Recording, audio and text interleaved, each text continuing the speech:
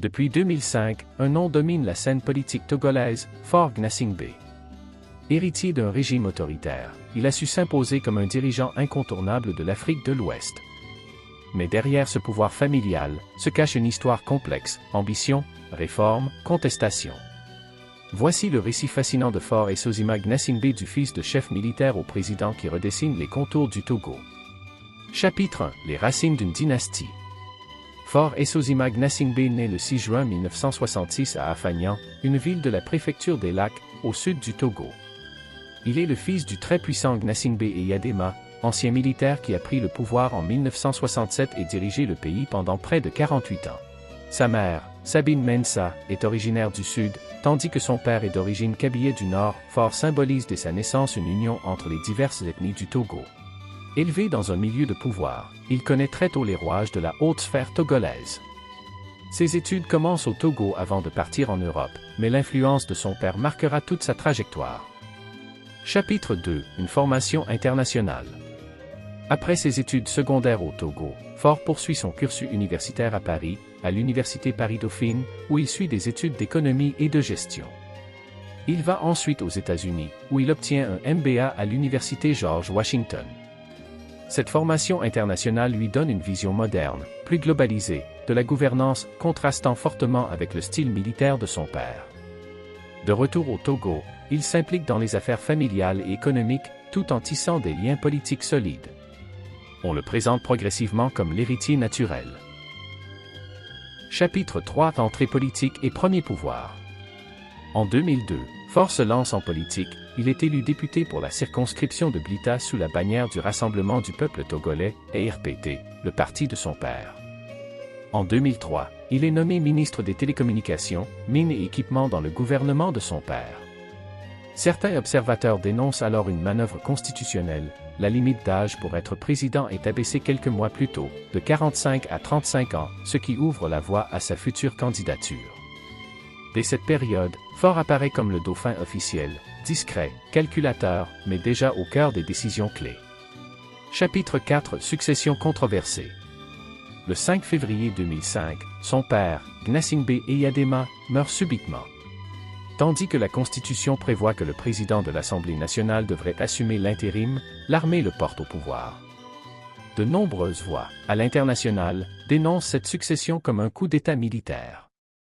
Sous pression, Faure démissionne quelques semaines plus tard et organise une élection en avril 2005. Il remporte cette élection, mais les protestations sont massives, des milliers de Togolais descendent dans la rue, dénonçant un héritage dynastique et des fraudes électorales. Malgré tout, il prête serment le 4 mai 2005 et devient officiellement président. Chapitre 5. Consolider le pouvoir, réélection et parti. Faure Gnassingbé ne se contente pas d'un seul mandat. En 2010, il est réélu avec une large majorité officielle.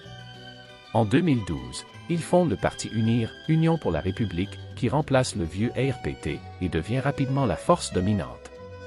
En 2015, il obtient un troisième mandat. Et en 2020, il est réélu une quatrième fois avec plus de 70% des voix selon les résultats officiels, élections toujours largement contestées.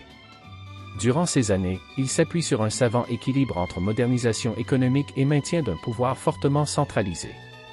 Chapitre 6. Gouvernance, réforme et diplomatie. Sur le plan national, Faure prône la stabilité et la croissance.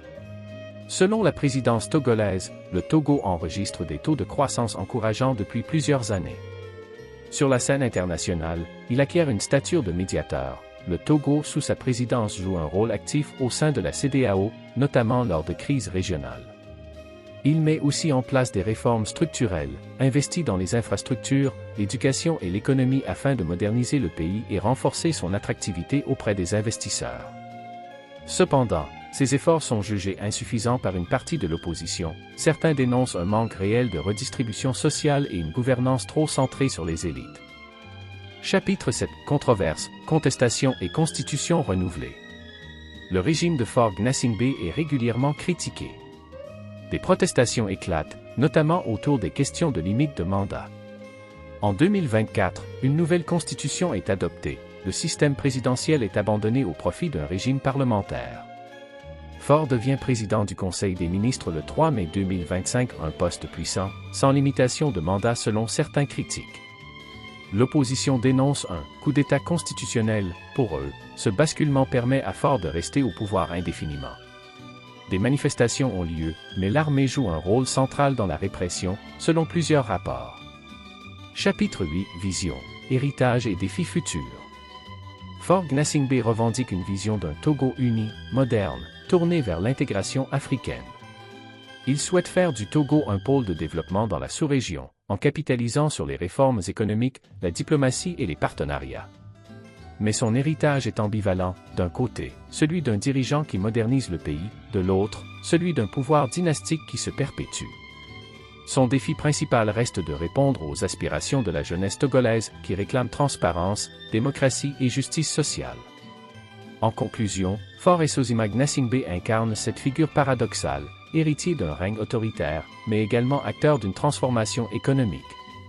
Son parcours illustre les défis d'une Afrique en mutation. Comment concilier développement, légitimité démocratique et puissance institutionnelle? Seul le temps dira si sa stratégie portera ses fruits, ou s'il restera comme le président dynaste du Togo. Merci d'avoir regardé cette vidéo. Abonne-toi pour d'autres portraits puissants de dirigeants africains.